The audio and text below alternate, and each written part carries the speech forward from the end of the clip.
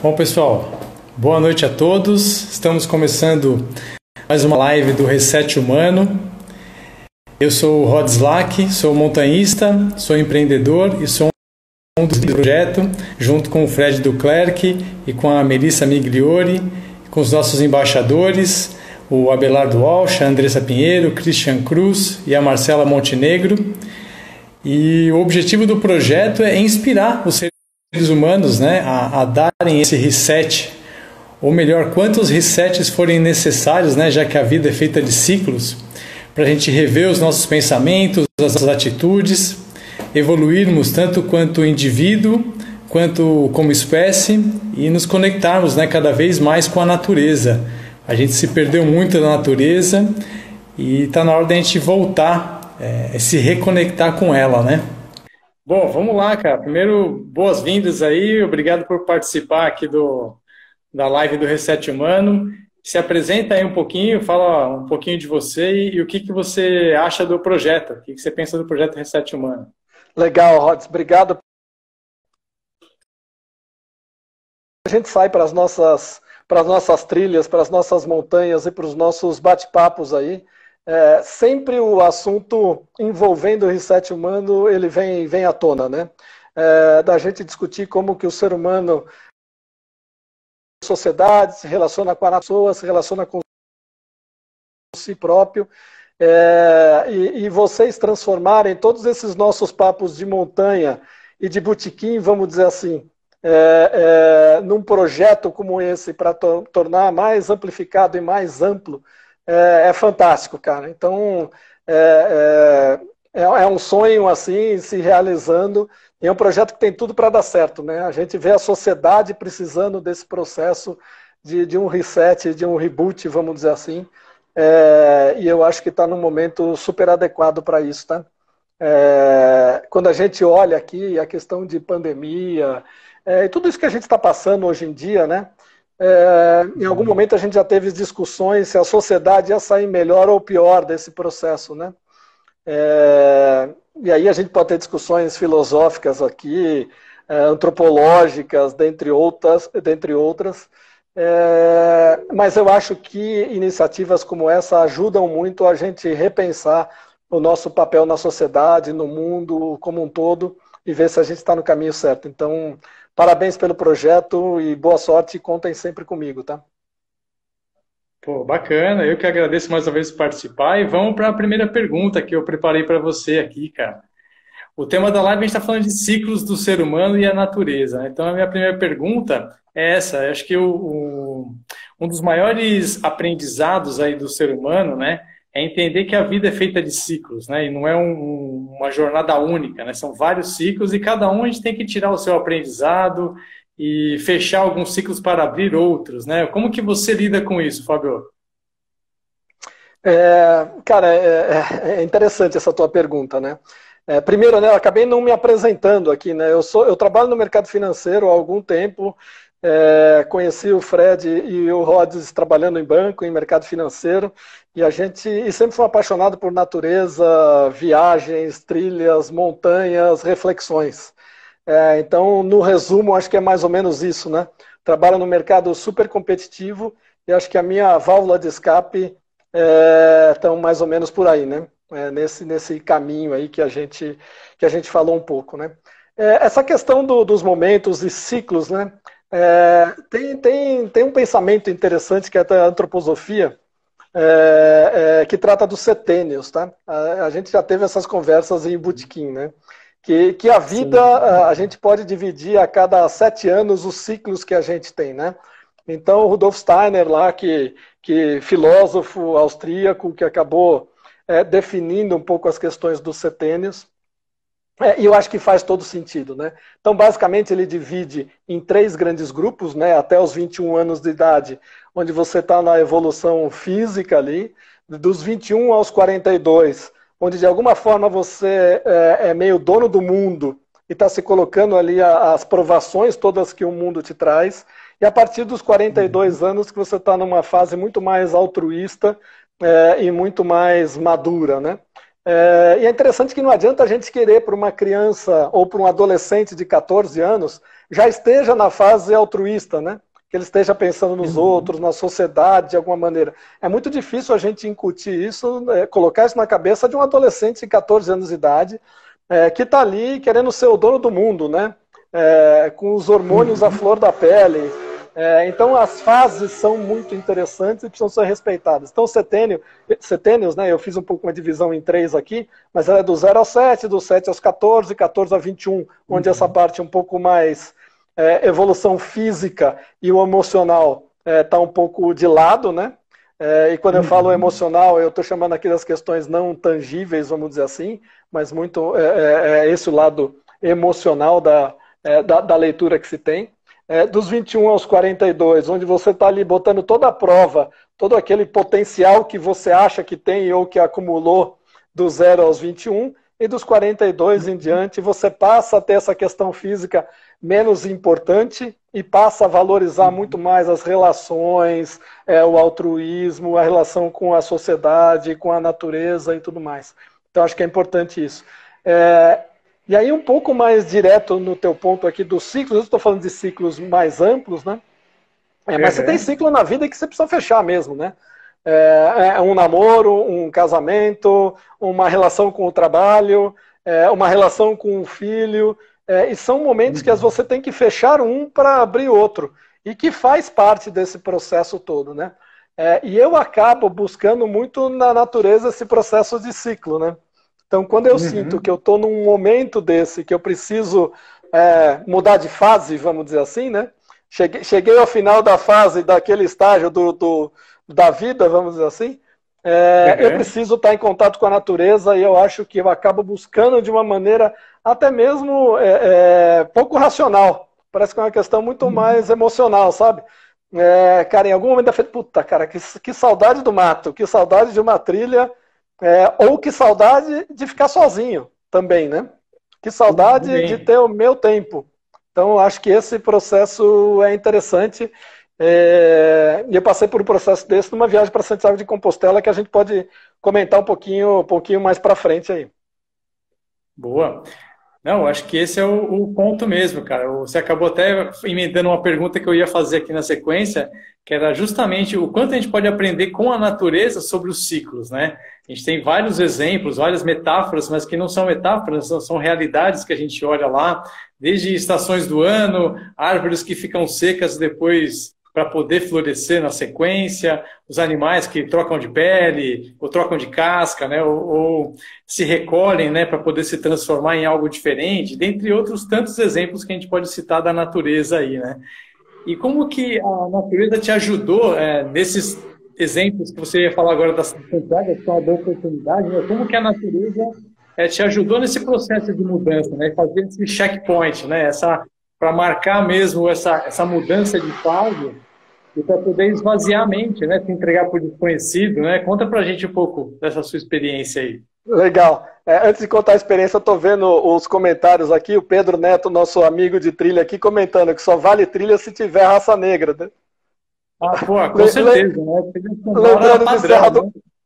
Lembrando de Serra dos Órgãos, a gente descendo Serra dos Órgãos e cantando Raça Negra. Bons momentos. A gente ouviu Raça Negra e foi embora. Quando a gente viu, estava lá embaixo já. Bons momentos que marcam. Cara, a história de Santiago, e eu acho que... Estou falando de Santiago porque acho que foi marcante num processo de viagem para mim, mas acho que vale em qualquer momento, tá? Então era assim, um pouco de contato com a natureza, contato comigo mesmo, né? Durante o caminho, e contato com pessoas que estavam na mesma vibe, né? Porque não é qualquer um que sai para fazer uma caminhada de mais ou menos 800 quilômetros, 30 dias na Espanha, carregando uma mochila de 10 quilos, né? Então as pessoas estão mais ou menos numa mesma vibe, né? E eu acho que esse momento de Santiago, que é interessante, lógico que eu estou num momento de reflexão, né? Um pouco do que eu faço da minha vida, por onde eu vou, qual caminho seguir. E o caminho de Santiago traz um pouco dessas questões das fases que a gente passa na vida, tá?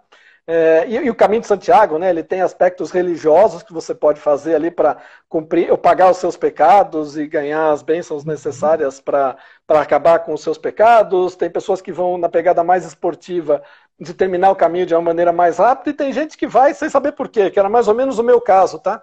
Eu não tinha um motivo muito claro assim, ou muito latente, mas falei, cara, preciso de um tempo meu, né? Sim, recebeu um chamado e foi, né? É mais ou menos isso. Mais ou menos isso. Então eu falei, cara, eu vou fazer esse negócio porque acho que está num momento importante para mim. E não me questionei muito, né? Do tipo, mas 30 dias de férias na Europa caminhando, pô, não seria mais legal talvez eu ir para Londres, para Paris, ou mesmo para a Espanha e ficar curtindo outros aspectos? Mas não, o chamado era mais ou menos esse. E o que é legal do caminho de Santiago, e eu acho que vale um pouco para os ciclos da vida e processo que a gente tem, que é mais ou menos o seguinte. O começo do caminho de Santiago, eu fiz o caminho francês, que começa nos Pirineus, fantástica, paisagem linda, montanhas, você está no pique total. Ali você fala, cara, por que eu não fiz isso antes, né? Por que eu não comecei isso antes? Porque isso aqui é fantástico, cara. Os primeiros 4 dias que você começa a caminhar, você fala, pô, que maravilha que é isso, eu quero só fazer isso da minha vida, tá?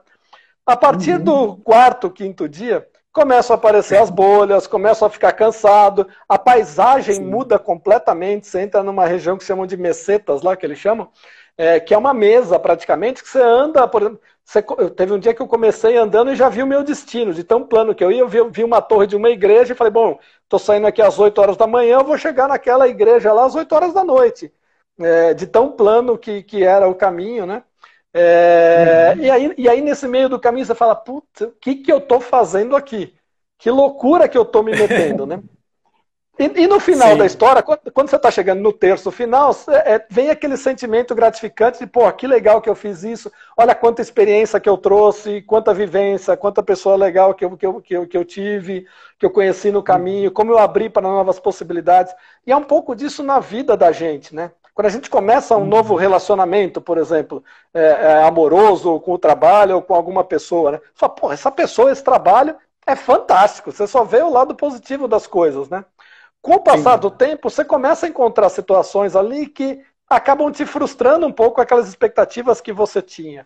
Mas o que eu acho que é importante nesse processo não é o destino, não é ter chegado em Santiago, isso aqui entrando um pouco num clichê aqui, não, o importante não é o destino, é o caminho, mas é muito claro isso. Quando eu cheguei em Santiago, eu falei, e agora, né? Cheguei, cumpri o objetivo, mas as histórias que eu tenho são do caminho, são do percurso, são do trajeto, e não simplesmente de ter chegado e ter entrado na igreja, por exemplo, e ter conseguido a bênção do padre, entendeu? E aí eu acho que os ciclos são mais ou menos nessa linha, né? Entender o começo, meio e fim, encerrar uma porta, abrir outra e começar de novo esse ciclo, porque no final das contas, cara, a gente vai ter histórias e vai ter aprendizados e lições para dividir com as pessoas que você gosta e que merecem um pouco essa conversa, né? Pô, com certeza, cara. Como a música do Emicida, né? O viver é partir, voltar e repartir, né? Você vai aprender muita coisa nova e vai compartilhar na hora que você chegar aqui com você mesmo, né? Na sua jornada e também com todo mundo que está ao seu redor ali, né? E uma outra coisa que eu achei legal que você comentou dessa experiência aí de Santiago é que você ouviu esse chamado, assim como milhares de pessoas ouviram os chamados diferentes e por algum motivo se encontraram ali, né? Não por acaso, mas por sincronicidades, né? E você conhecer a história de cada um que passou ali junto com você, né? Cada um enfrentando ali as suas sombras, né? Os seus desafios, as suas mudanças de ciclo. Acho que cada um está buscando uma coisa diferente. Você acaba se envolvendo também com todas essas histórias, né? Com toda essa jornada, né? Então, além de fazer essa quebra de ciclos, né? Você também se abre para conhecer pessoas diferentes, né? Total, cara. E assim, era muito comum no caminho de Santiago, quando você encontra as pessoas, você já abrir teu coração e falar por que você está ali, abrir tua vida, trocar ideias e trocar experiências. E engraçado que quando eu voltei da viagem, né, eu estava ainda muito incutido com isso. Eu lembro que o primeiro dia que eu entrei no trabalho, na instituição financeira, trabalhando, entrei no elevador, falei bom dia para todo mundo, super feliz e super alegre, né? Bom dia, bom dia, bom dia, todo mundo. Cara, 1 ou 2 pessoas responderam e eu estava acostumado com aquela coisa da trilha, né? De você, opa, bom dia, como vai? Tudo bem? Como é que você tá? Essa coisa muito mais aberta e humana, né? Exatamente. E que a gente precisa buscar e a gente precisa recuperar, cara. Porque nessa loucura que a gente fica no dia a dia, a gente entra num processo automático tão grande que a gente pouco se reconecta com a gente, com as pessoas e com a natureza, com o universo de alguma maneira, né? Então, muitas vezes você está ali no trabalho, trabalha com uma pessoa, se relaciona com uma pessoa ali há muito tempo, mas que você sabe muito menos dela do que aquela que você conheceu numa trilha que estava muito mais aberto para se relacionar e para trocar experiências, né? E isso vale para. A gente deu o exemplo aqui de Santiago, mas se a gente cita lá Torres del Paine, por exemplo, lá na Patagônia, né, que eu conheço, você também já conhece lá, tem uma característica parecida, né? São viagens que as pessoas vão buscando alguma coisa, algum propósito, né? Ou se ressignificar, sem saber direito o que está procurando, né? Mas no fundo estão buscando a natureza para fazer essa reconexão, né? Se inspirar para poder abrir a cabeça, né? Pensar de uma outra forma, vai caminhando, como você falou. Você sabe que vai demorar horas para chegar naquele destino e durante esse tempo você vai pensando todos os problemas da vida, parece que vão ficando mais leves, né, conforme você caminha, né? Isso é muito, muito interessante. Eu também tenho essa mesma sensação. E, pô, a gente já fez várias expedições juntos, né? A Serra dos Órgãos que a gente citou foi, acho que, um bom exemplo, até mais próximo, né? Às vezes você nem precisa se planejar tanto para fazer viagens mais curtas, né? Mas estar no meio natural para fazer essa reconexão. E um pouco do que a gente busca, né? Quando você vai para o meio de uma aventura, ou você está sentindo esse chamado, né? O que você está buscando? Ó, a Dani está falando aqui na trilha, ninguém julga ninguém, e é muito isso mesmo, né? Você não tem máscaras, né?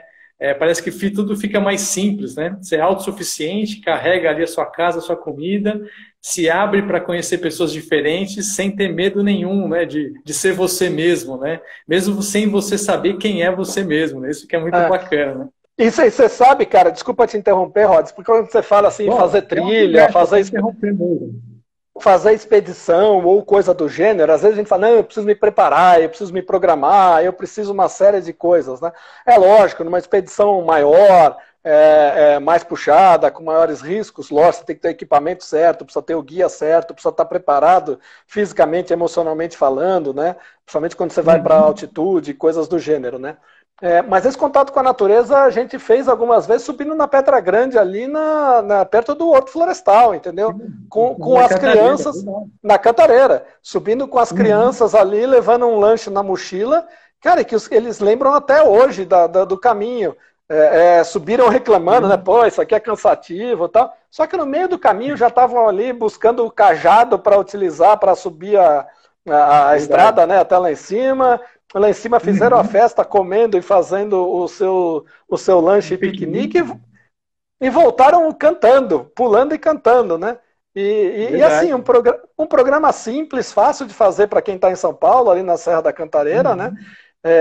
E que poucas pessoas às vezes conhecem, né? Poucos paulistanos muitas vezes subiram a Pedra Grande para ter uma visão da cidade como um todo e ter esse contato com natureza. Você escuta o bugio, você vê os pássaros, você vê flores e coisa do gênero. E só para terminar um pouco essa linha de raciocínio, como às vezes é simples esse contato com a natureza, esse final de semana eu fui para São Bento do Sapucaí, e com alguns amigos a gente foi desvendar uma cachoeira ali, que a gente falaram que tinha uma cachoeira e a gente foi atrás da cachoeira, e com as crianças juntos também.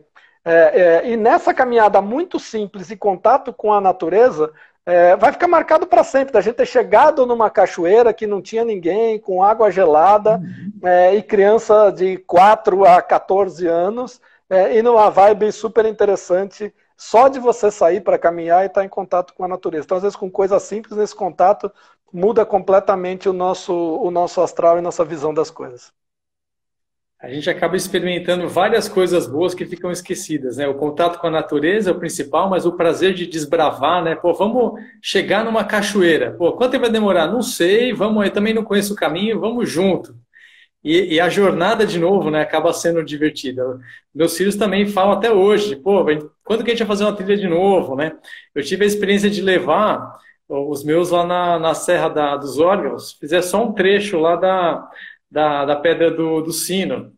Pô, eles tinham 8 anos na época, né? Tinham 6 e 8 anos, cara. Falei, puxa, mas fiquei até pensando 2 vezes, será que eu levo ou não? Mas foi inesquecível. Porque eu falei, puxa, a mesma coisa, começa a subir até pegar o ritmo, né? Pô, mas está demorando, estou cansado. Cada um vai também ali entendendo suas dificuldades, mas quando chega lá, fala, puxa, olha o que eu consegui fazer, né? E ficam me perguntando, quando que eu posso fazer a travessia completa, né? Tem que ficar segurando a corda um pouco, né? Não, calma, tem que ir tudo no seu tempo, né? Tudo no seu ciclo, né? Mas essa é uma experiência que é muito rica mesmo. O contato com a natureza é, assim, fantástico também. Penso muito, sou muito dessa linha aí, né? E uma coisa legal que você falou é o quando a gente volta, né? O dar bom dia para todo mundo, né? O quanto que isso mexe com a sua energia e as pessoas percebem isso, né? O dar o bom dia é um exemplo. Às vezes você nem precisa falar nada, a pessoa do seu escritório senta lá do seu lado de novo e começa a falar, pô, mas você está diferente, cara. O que você fez aí no fim de semana? O que você fez na semana, né? Você tomou alguma coisa? Eu quero um pouco disso aí, né? Me compartilha comigo aqui, né? Isso é muito rico, né, cara? Muito legal. E vamos passar para a próxima pergunta aqui, cara. Uma coisa que a gente estava falando, que até isso a natureza ajuda também a gente a incentivar, o ser humano hoje em dia tem muito medo, né, de soltar, né, de se entregar, de exercitar aí o desapego, né? Você acredita que o ser humano, no geral, tem medo de mudança? Tem medo de mudar? E como que você lida com isso aí, de se entregar por desconhecido? Abrir uma página em branco é uma coisa que te anima ou te dá ali um desespero, um frio na barriga? Cara, essa pergunta é muito legal e é óbvio, né, que as pessoas têm medo da mudança, né? Você entra num estado de conforto que você tem, né? Você entra numa situação de conforto onde você domina a situação e isso é biológico, né? Então, se você está Uhum. lembra um pouco do filme dos Croods, né? Lembra que tinha essa história lá do pai com os filhos que não saíam da caverna? Cara, ele já sabia É quais eram verdade. os perigos, ele já sabia onde tinha comida, já sabia de tudo ali. Então, cara, eu não quero mudar, eu não quero sair daqui, dessa caverna, porque eu já sei quais são os Uhum. perigos e já sei onde eu posso me proteger, né? E de alguma forma dar esse passo para uma página em branco ou para uma página em escuro, que é pior ainda, uma página preta, né? Entrar num novo caminho que você não sabe onde vai dar, é lógico que é muito Uhum. angustiante, né? Você está entrando para o novo. E o novo pode ser muito pior ou muito melhor, né? É, Uhum. Exato. mas e aí passa um pouco por essa experiência de vida que a gente tem que ter, que eu imagino que a gente tem que ter, que é passar por ela e experimentar muitas coisas, né? O Uhum. experimentar a vida faz todo sentido. Então, se eu procurar um lugar de conforto na vida, voltando à história dos setênios, né? Quando eu estou na minha Uhum. formação e descobrindo o mundo, encontrar um local de conforto e ficar por ali, cara, você vai ter uma vida sem riscos, mas talvez uma Uhum. vida pouco engajadora, vamos dizer assim, Uhum. e com pouca história para contar no final das contas, né? No final das Sim. contas, é com pouca história, porque você estava num local numa zona de conforto. E o que é interessante é isso, né?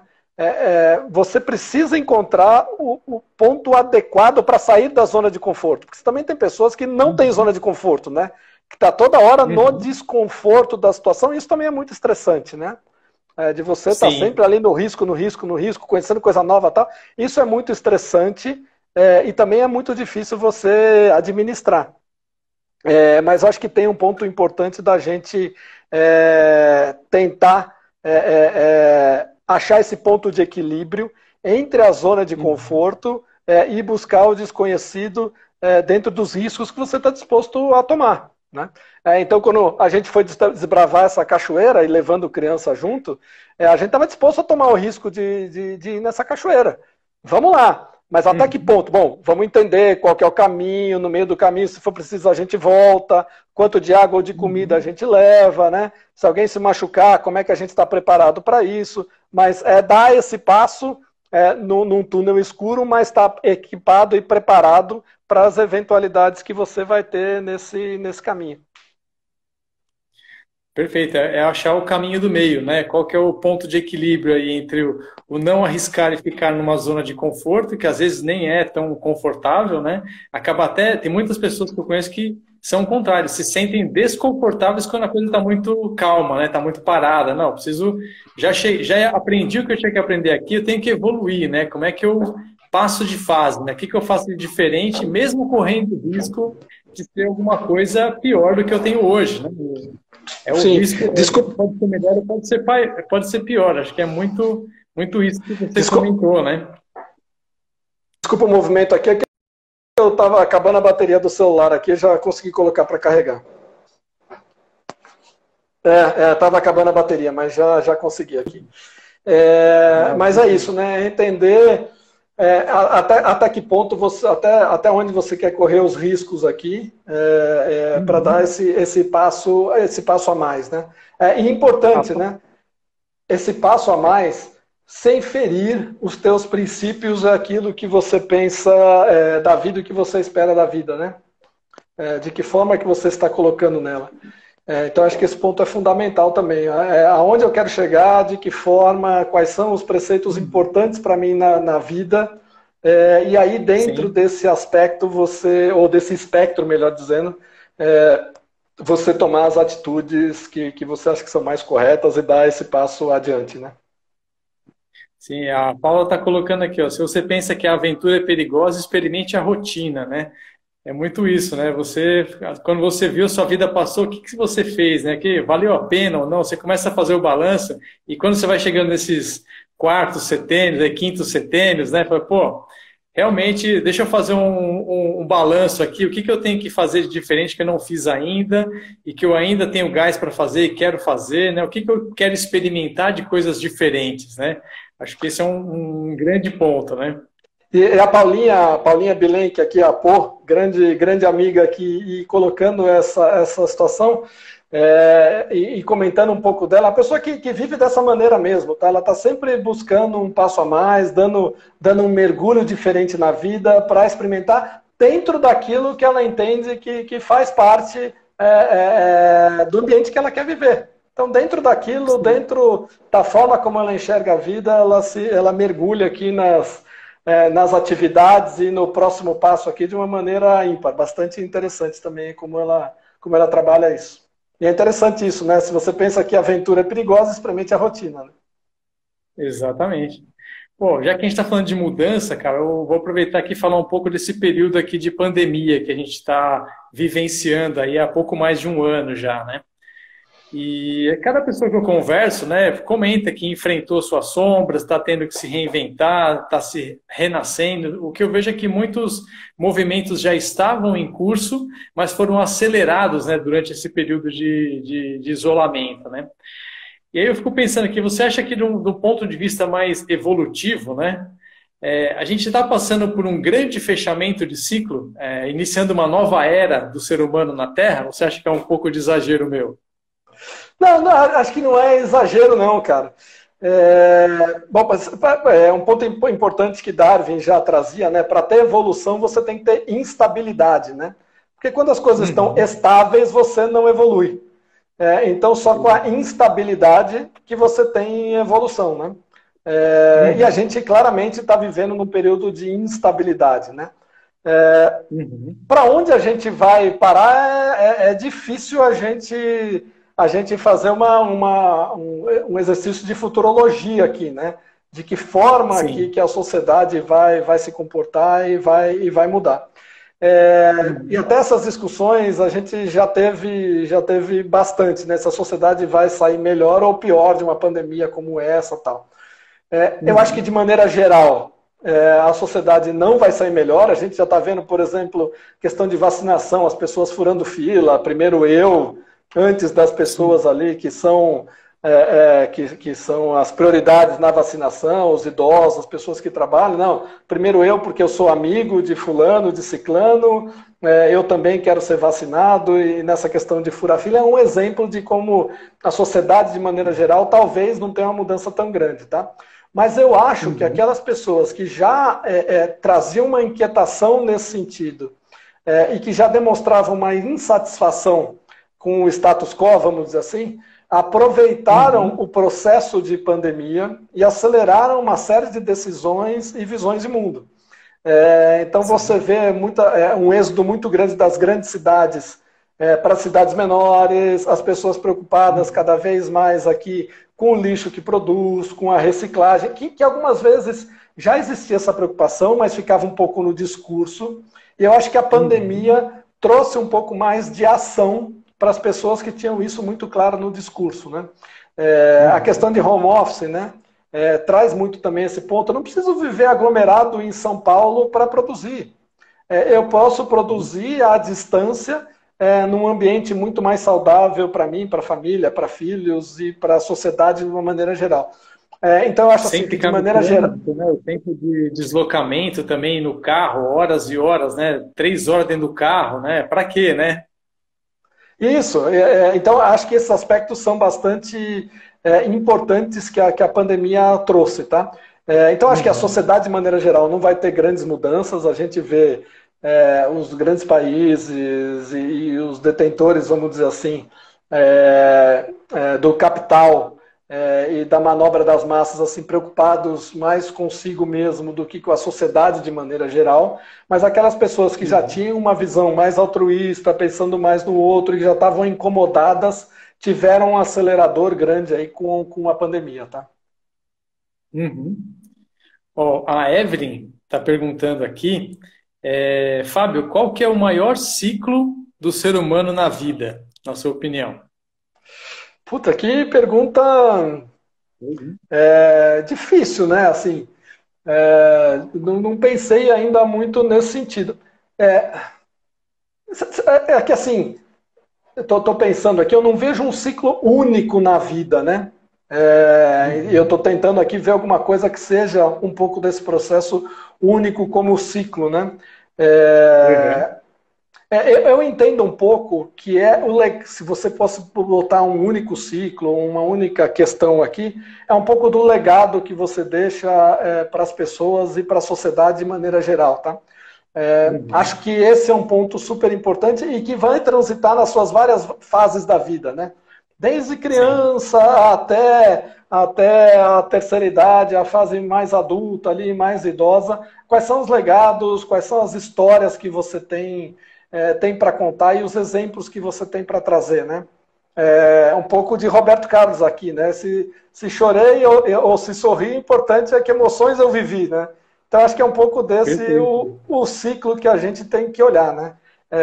As emoções que eu vivi e o legado que eu tenho para deixar. Show. A Andressa está colocando aqui também que os ciclos são processos complementares, né? Eu ia complementar a sua resposta também.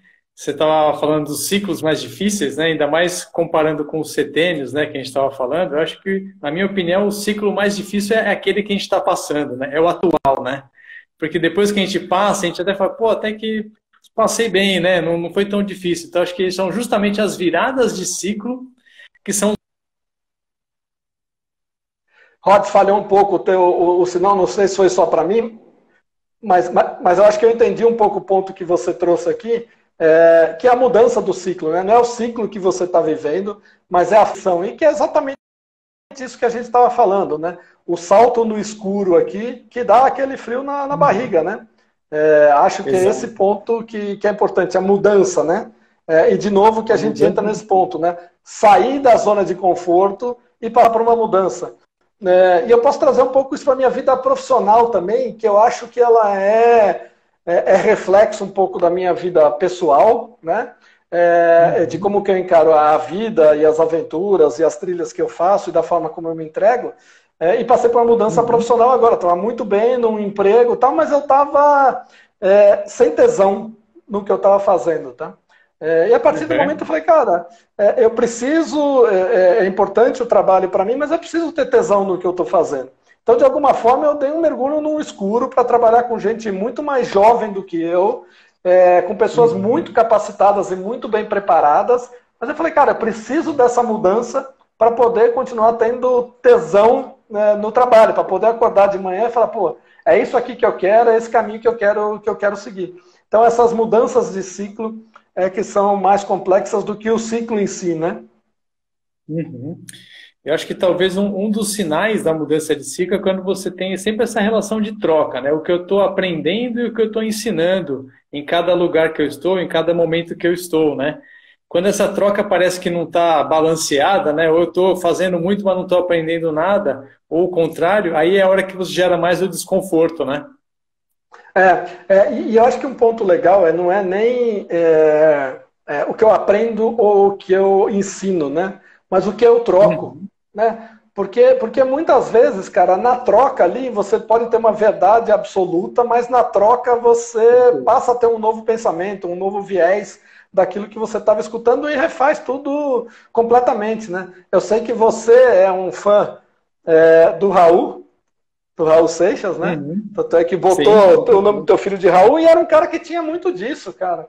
Que é com a loucura que ele tinha toda ali, mas que ele vivia a verdade dele e fazia as mudanças Uhum. todas de ciclos quando ele tinha que fazer, né? E Sim. vivendo a verdade dele ali naquele processo, né?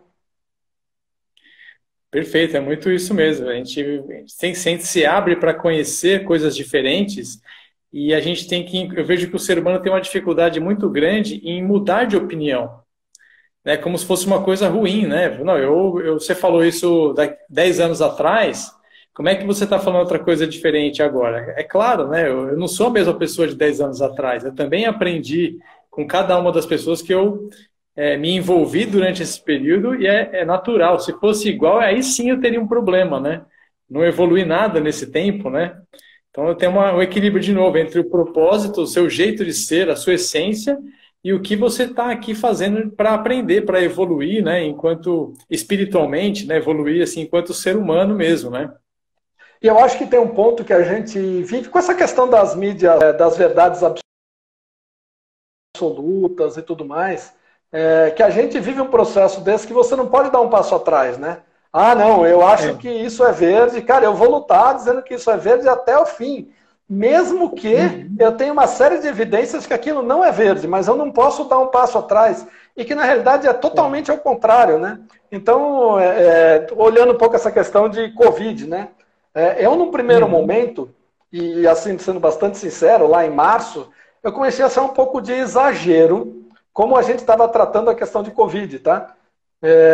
Em Uhum. algum momento, lá para abril, eu falei, puta, não é exagero. Eu cheguei até um pouco de crítica. Pô, vocês estão com medo aqui de uma gripe um pouco mais forte, né? Vamos chamar assim. Né? E que não é para tudo isso, acho que está tendo um pouco de alarmismo e tudo mais. Cara, só que abril, maio, eu já olhei diferente e falei, não é por aí, né? Uhum. Realmente é um fato para a gente ter uma preocupação muito maior e fui buscar informação para entender um pouco mais, né? Que isso aqui tem a ver Uhum. com gripe espanhola que matou tanta gente, né? Qual Uhum. similaridade que se tem aqui com eventos que a gente já teve no passado? O que diferencia isso de uma gripe um pouco mais forte? Aí fui buscar informação e Uhum. mudei minha opinião, que talvez ali em março era, pô, que exagero, né? E hoje eu Uhum. entendo que não há exagero, e falando de um assunto aqui que tem muita bandeira levantada, né? Para um Sim. lado ou para o outro, mas o que é importante é a gente estar sempre escutando e entendendo quais são os argumentos e mudar de opinião se for necessário, né? E lá para trás falar, puta, eu errei. Pensava de uma maneira, hoje eu penso de outra maneira, né? Isso como Sim. tudo na vida, né? É o mudar de opinião, né? Você aprender, você sentir o momento e assumir também que você não é o dono da verdade, né? Você também está aqui, tendo cada um com uma percepção diferente, que a gente tem que compartilhar isso para chegar num senso comum, né? Acho que esse é o grande ponto, né? As pessoas, eu também percebo isso, principalmente a rede social, ela exponencializa isso, né? Mas as pessoas têm mais o prazer de lacrar, né? De dar uma resposta e dar um ponto final do que o prazer da discussão, né? De argumentar, de entender o ponto de vista do outro, né? E aí o engata com a minha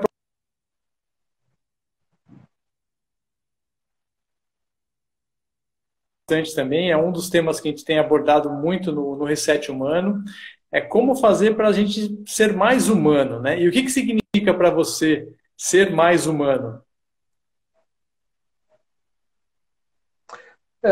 Rods, falhou um pouco a tua última frase, cara. Eu não entendi a tua pergunta final, por favor.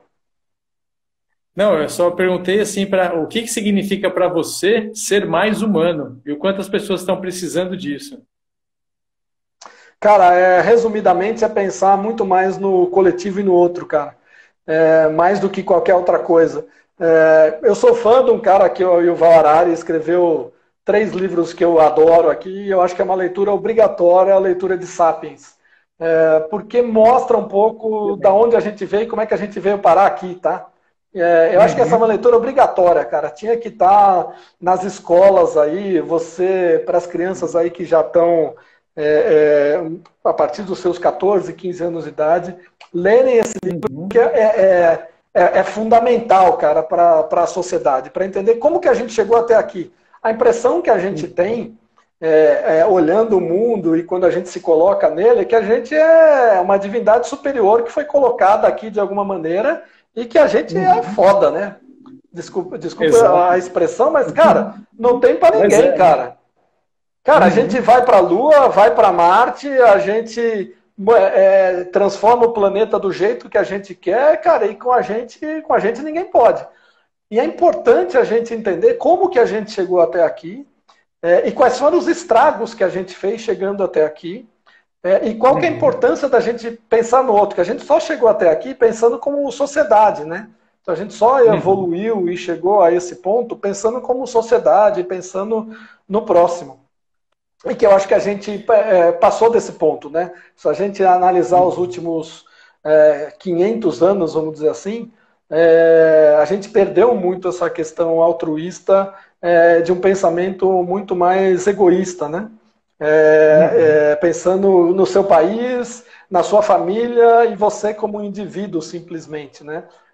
E que com isso a gente está destruindo a questão humana, que nos trouxe até aqui pensando como sociedade e defendendo aqueles próximos e o planeta de maneira geral, né? Uhum. Então, nessa leitura que a gente vê do Sapiens, é, interessante a gente ver essa trajetória e o quanto de estrago que a gente deixou pelo caminho, na natureza e no ambiente, né? E o quão importante a Uhum. gente rever urgentemente as nossas atitudes, porque isso é fundamental para o que a gente vai deixar para os nossos filhos e netos daqui para frente. Uhum. Apesar de ser ficção, Blade Runner não está muito distante. Se a gente olhar um filme de ficção, Blade Runner lá no passado e tudo mais, aquela sociedade que se vivia, não está muito distante. Tá a poucos passos do instante que a gente vive hoje. E eu acho que a gente não quer Uhum. uma sociedade como aquela, um mundo como aquele para se viver. Então é importante cada um de nós fazer o nosso processo, o nosso passo, para que a gente consiga construir uma sociedade melhor daqui para frente. Perfeito, eu concordo 100%. Eu também acho que o Sapiens tinha que cair no Enem, tinha que cair em todo o vestibular, porque é uma leitura que vale muito a pena. Quem não assistiu, a gente recomenda mesmo. Ele é um livro muito bom. E tá dando uma O cortada Fred aqui, está ô falando Fabião. aqui, Sapiens é Bíblia, né? O Fred está É, comentando. é uma Bíblia, eu acho que é um livro que é uma leitura fantástica e fala muito do como nós deixamos de nos enxergar como natureza, né? A gente tem que parar de falar da natureza em terceira pessoa e se enxergar dentro dela, né? Talvez assim a gente consiga cuidar mais dela, né? Entender que somos todos um único organismo, né? Dentro do planeta, né?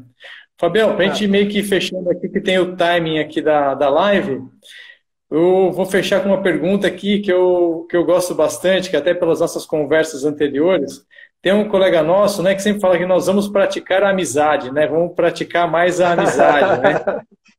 Eu costumo dizer também muito um jargão meu aqui, que é amanhã a gente brinca mais, né? No final de um dia de trabalho, é cansativo e tal, num tom de brincadeira, mas sempre trazendo essa questão do se divertir e trazer coisas novas, né, a cada dia, né?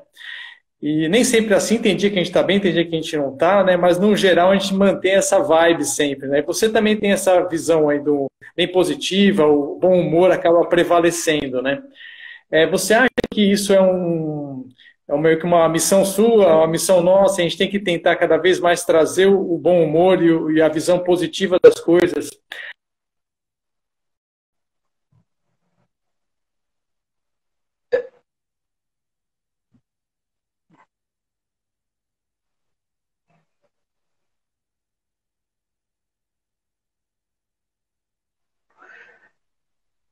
Cara, muito legal essa tua colocação e é exatamente isso, cara. Eu adoro esse teu ponto aí, que amanhã a gente brinca mais, independente do mais sério que seja a situação, né?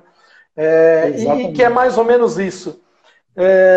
Que eu acho que é um ponto fundamental aqui, a gente não apagar ou matar a criança que a gente tem dentro da gente, né? Então, é isso, cara. Acho que no final das contas, às vezes eu escuto, pô, mas você parece criança. E que bom que eu pareço criança, né? E que bom que eu tenho ainda, e que bom que eu ainda tenho essa chama aqui. E muitas vezes, quando eu me sinto muito adulto, né, que eu estou ali muito responsável, muito calculista, muito mental, eu falo, cara, cadê meu lado criança um pouco nisso, né? Cadê meu lado de andar na chuva de roupa, né? De pular na piscina com roupa, né? De dar uma cambalhota no meio do dia, sabe esse tipo de coisa? E eu acho que é um pouco disso, cara, da gente não apagar essa chama criança que a gente tem. E só um ponto interessante, cara, para fazer um pouco desse link aqui que você está trazendo, de uma experiência que foi boba, mas que foi marcante para mim, cara. Eu trabalhava no Largo da Batata e morava em Moema numa época, eu ia trabalhar de bicicleta. Então eu fazia muito esse trajeto da Faria Lima ali, de bicicleta, e eu saindo ali do Largo da Batata, o tempo fechando, vou de bicicleta ou pego um Uber, né? Tava de bicicleta ali no trabalho, eu falei, quer saber, eu vou de bicicleta. Se der algum ruim, eu paro no meio do caminho, e eu tava socialmente vestido, né? Sapato, calça social, camisa, só não tava de paletó, cara, mas socialmente vestido na Faria Lima com a minha bicicleta. Eu estava praticamente em frente ali no trajeto Largo da Batata Moema, em frente ao shopping Iguatemi. Começou a fechar o tempo e ia cair aquela tempestade de verão. Duas alternativas que eu tinha, a racional e a adulta. Bom, uma coisa, vejo algumas lojas, compro alguma coisa para mim. Depois que parar, eu volto para casa de bicicleta ou pego um Uber e deixo aqui no bicicletário. E aí o meu lado criança falou mais alto. Cara, quanto tempo que eu não tomo uma chuva daquela? Eu falei, cara, vou continuar o meu caminho de bicicleta até em casa. Cara, eu tomei uma chuva daquela de chegar em casa e ter que torcer a cueca, sabe? De tão molhado que eu tava. Cara, mas foi tão prazeroso, cara, chegar em casa e tomar aquela chuva, e aí, de alguma forma, olhar para as pessoas ali nos carros, na Faria Lima, por volta das 7 horas da noite, todo mundo com aquela cara de emburrada, porque